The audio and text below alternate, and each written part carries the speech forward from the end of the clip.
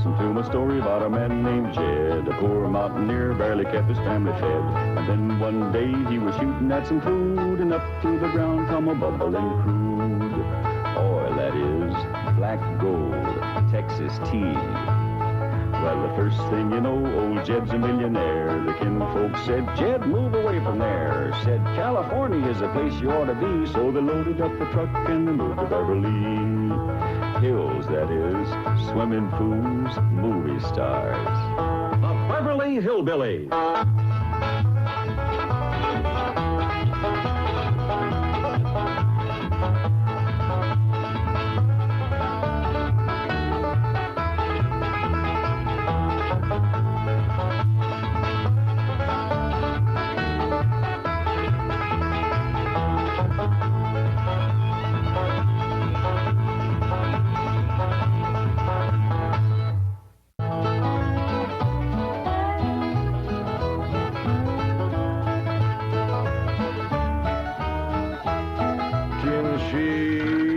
Bake a cherry pie, Billy boy, Billy boy. Can she bake a cherry pie? Chiming Billy. She can bake a cherry pie, quick as a cat can wink her eye. She's a young thing and cannot leave her mother. Well, Granny, did you pick out your spot yet for the garden? Yep. I kind of favor a patch right close here to the house. I'll plow you up something there directly. Yeah, just enough for some onions and taters and some Rudy Bakers. And a few rows of corn. Paul?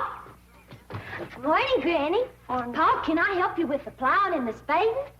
Well, Ellie, I'd rather you put on one of them pretty dresses that Miss Hathaway got you. But, Paul, I can plow better in these clothes. Plowing. You know, Ellie, I'd like you to wear one of them dresses kind of regular. Wouldn't you, Granny? You're mighty fetching in a dress, Ellie. Prettier than a tub of fresh churned butter. Paul, if I go to wearing them dresses, Jethro will make fun of me. I reckon he hadn't better. Now, you run along and put on something with skirts. All right, but he hadn't better make fun. He won't, he won't. You know, speaking of Jethro, I think he's got himself a sweetheart. The banker's secretary? That's right. They was out together last night. What'd they do? Well, I don't rightly know for sure, but it was something to do with bowls. All you do with bowls is eat. Well, I reckon that's what it was then. She said she was going to take him bowling. You know, Jed, I kind of like that Miss Hathaway. Yeah, I think she kind of likes us, too. Cousin Ellie, you're a city girl now. Do you You think... see there, Paul? I told you this would happen if I took to wearing these dresses.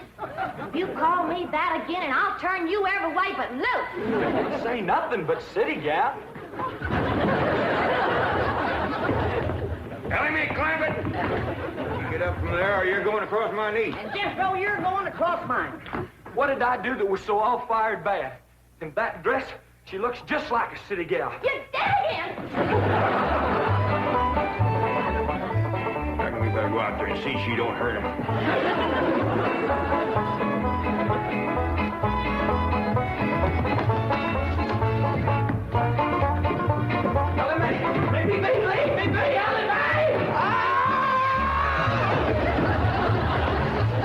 Jethro, now that we living in the city, you got to learn to use the steps. You'll be happy to know that I'm making splendid progress with Ellie Mae. She's turning into quite a lady. Fine. But it's Jed, Granny, and Jethro we've got to work on. Clothes, manners, the works. What have you done about servants? That's a problem, Chief. They're basically opposed to the whole idea of able-bodied people letting others do their work for them. Well, that's a refreshing attitude. But we've got to get a skeleton staff in there somehow. A combination butler and valet for Jed and Jethro. Who help them assemble a wardrobe, teach them how to... Ravenswood. Your butler? Oh, he's never been my butler. Came with my wife like an overweight dowry. Been in her family for years.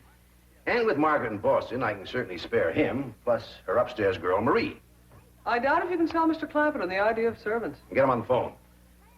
I'll make him think he's doing me a favor by taking him off my hands for a while. Right, Chief? She had not have thrown me down on my head like that.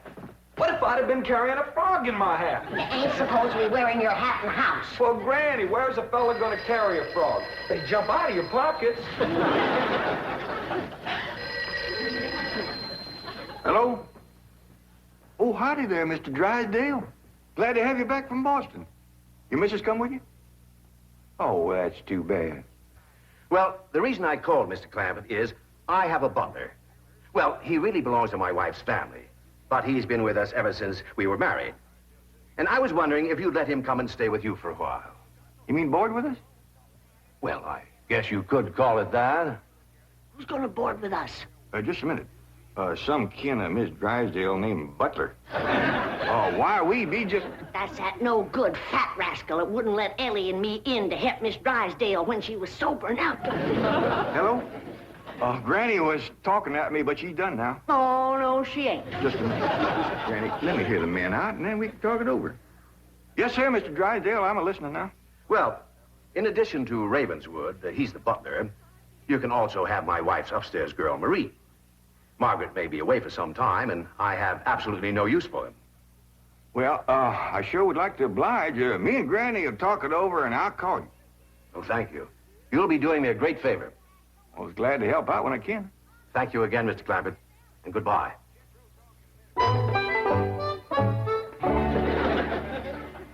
Is somebody coming to live with us, Uncle Jed? Maybe, Jethro, maybe. Why don't you go out and make up with your cousin Ellie? Okay, Uncle Jed. All right, Jed. Let's have it. We gonna board that butler fella? Well, Mr. Drysdale will take it mighty kindly if we did. He says he ain't got no use for him. I don't like him myself. You only met him once? Once was enough.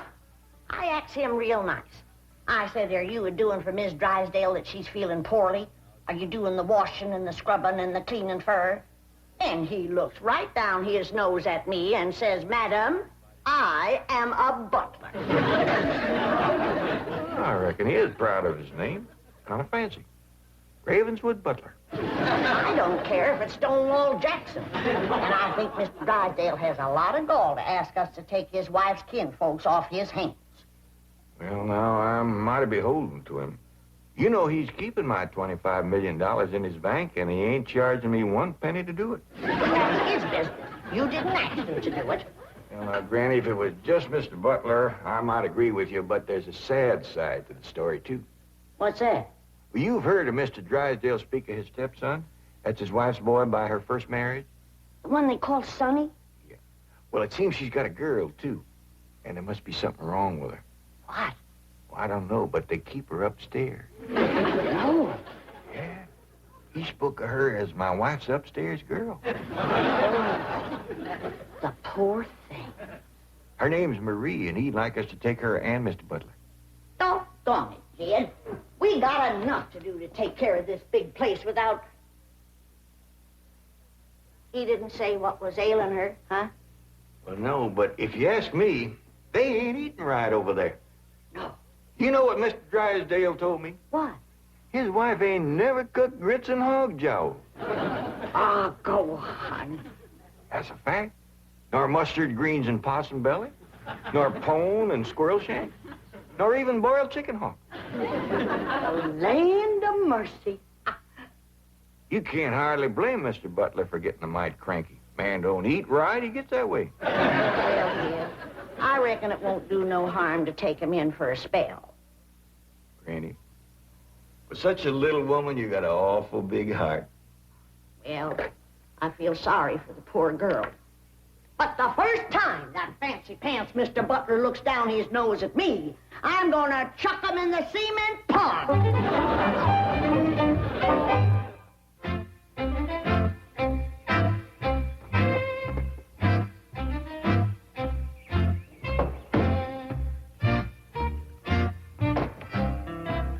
Now, I'm doubling your salaries for the length of time you stay at the Clampett home.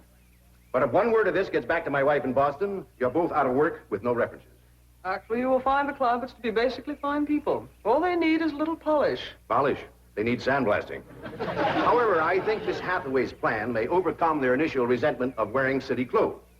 Yes, I think I have devised rather a clever strategy. To put it briefly and succinctly, my strategy is as follows. I shall propose to the Clampetts that they sit for a family portrait.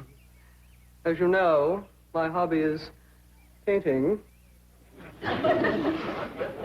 Now, I should suggest to the Clampetts that their attire match their background, which is, of course, their beautiful mansion.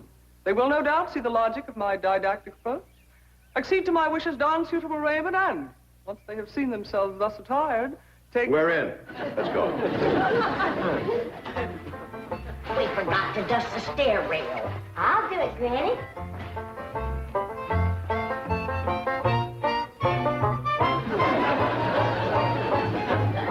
Thanks. Wearing boys' clothes does come in handy sometimes. Hi, Ginger Granny. I think we got her all spick and span for the company. They ain't a speck of dirt no place.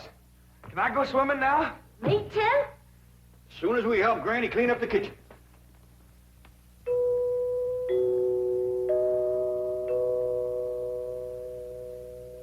There goes that music again. Sure is pretty. You ever find out where that comes from?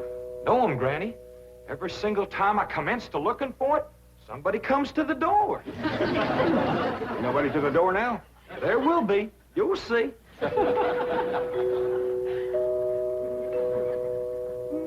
Doggies, that's nice. I'll pitch in and see, can we find it? You're wasting your time. I'm a-telling you. Before you can find it, somebody will come to the door. There, you see? Happens every time. Now remember, Ravenswood, I'm counting on you. Don't fail me. You have my word, sir.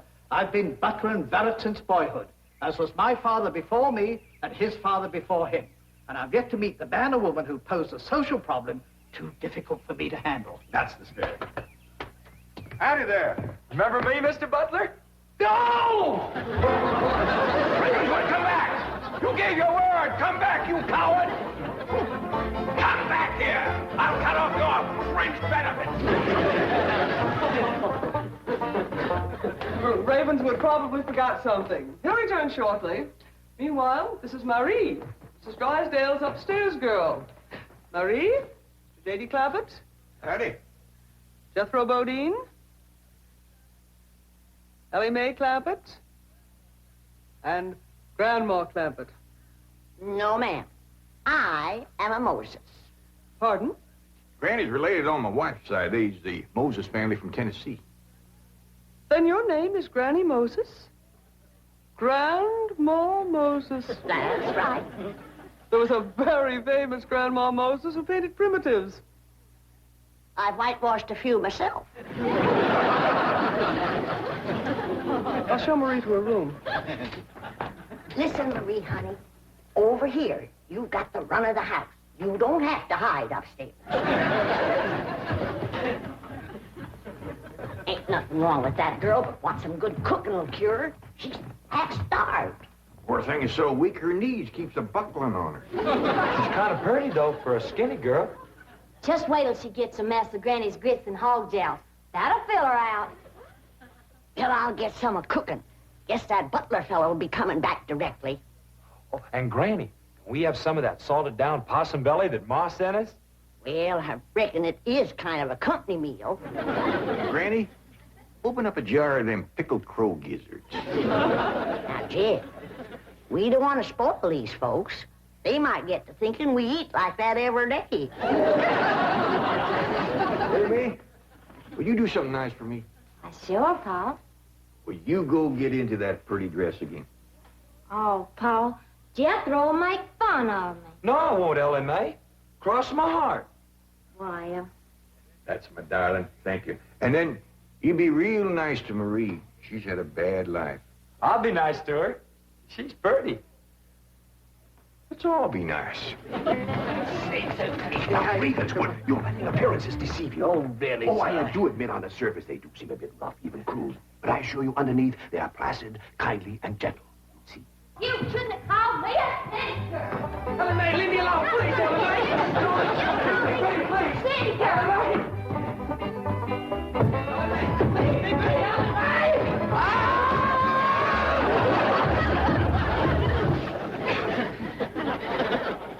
Mr. Butler, don't never say anything nice to that girl. She'll kill you. Come back here! Coward! Come back! You promised! Jan, Ellie throwed me down on my head again. If she don't stop that, I'm gonna get a headache. Stop riling her, Jethro. But golly, all I said was she's pretty. That ain't no call to bust a fella's head. How you doing? Oh, howdy, Marie. Hi, Marie. Are you hungry, darling? No, madam. I'm whooping up something here that'll just set your mouth to watering. Put some strength in your limbs, too. Tell her what it is, Granny. A great big mess of grits and hog jowls. And salted down possum belly. Oh, pickled crow gizzards. How you like that? Don't tell me that child ain't hungry. Why, she's ready to drop in her tracks. Set her at the table and I'll dish up a mess. No, please. I only came in to bring you a message from Miss Hathaway.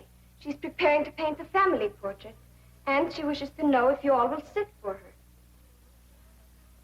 May I tell her that you will sit for her? Well, yeah, I reckon we'll do that. Merci.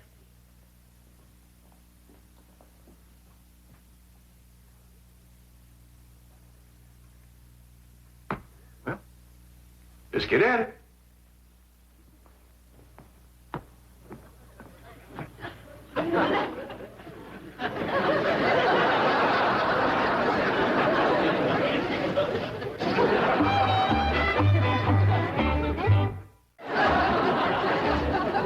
It's all right to talk while we're sitting. Yeah, I reckon. I found out something about Marie. What? She's scared of Mr. Butler. How'd you know? I asked her to go swimming with me, and she says he wouldn't allow it. What business is it of his? That's what I says. And she says he's a butler, and I'm just an upstairs girl. I got to do whatever he says. We'll see about this. Ah, dingies. Let's hit Mr. Drysdale, find him, and give him a whooping. I'll catch him, Granny. Harry, you go put a dress on like you promised. Uncle Jed, I'm going swimming. If I see him, I'll fetch him in. Don't go jumping in with your clothes on again. Well, I won't, Uncle Jed. Miss Hathaway, she gave me a present last night. She says it's something special for her to go swimming in. What'd she give you? Oh, pair of trunks. You go swimming in the cement pond. Boy, it's too big to go swimming in a trunk. Ed, In a pair of them. I got a feeling that Mr. Butler feller is gonna be trouble. Yeah, we can handle him. Well, I still say that I think Mr. Drysdale has a lot of nerve to ask us to board his wife's relations. Maybe he's just fed up. Man can get awful tired of having his wife's kin underfoot all the time.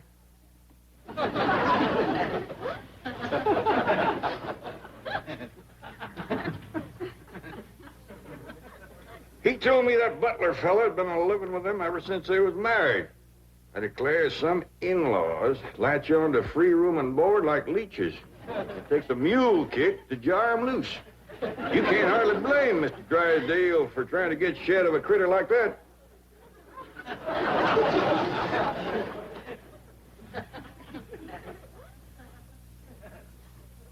Is that the way you feel? You bet it is. I'll see how fast I can get packed. I'll get out from underfoot just as quick as I can. No, Jed. I know when I'm not wanted. It don't take no mule kick to get shed of me. Darnation, Granny, well, I wasn't talking about you. We couldn't get along without you. No, Jed. I'm just a burdensome old woman. No good to nobody. Why don't you throw me down the well?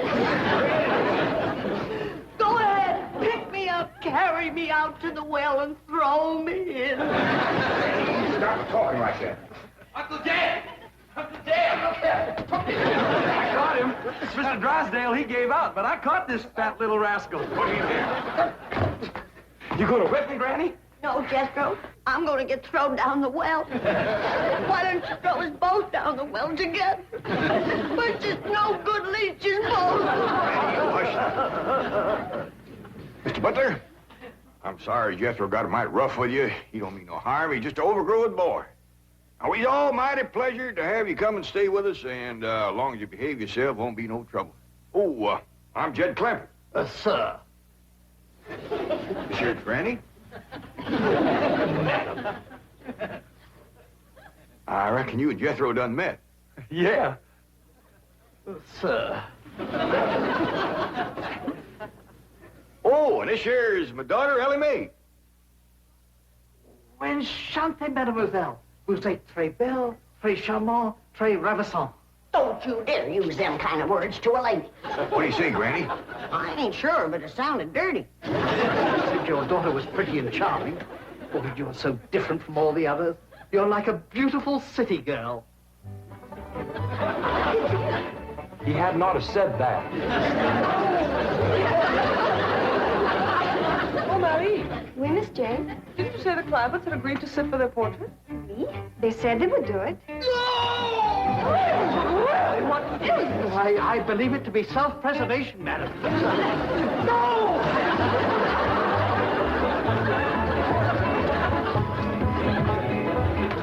Don't take to the stairs. She'll catch you sure. Say, now let me go, now, Billy. Sounds like Ellie got him. Afraid so. Will somebody please tell me what is transpiring? Uncle Jed. Ellie throwed him all right, but I caught him before he hit the floor. So here you are. Well, now, everything seems to be fine. You see, Ravenswood, didn't I tell you the Clampetts were kindly, gentle people? Yes, sir. Thank you, sir.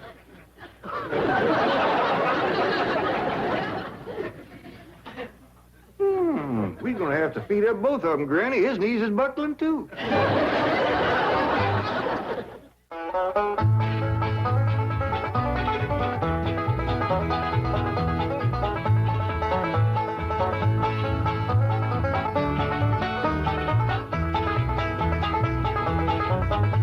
Well, now it's time to say goodbye to Jed and all his kin. They would like to thank you folks for kindly dropping in. You're all invited back next week to this locality to have a heaping helping of their hospitality. Hillbilly, that is. Set a spell. Take your shoes off. Y'all come back now, dear.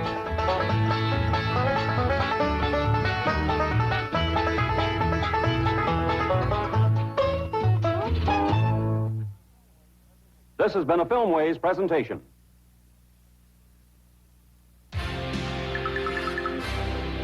Viacom.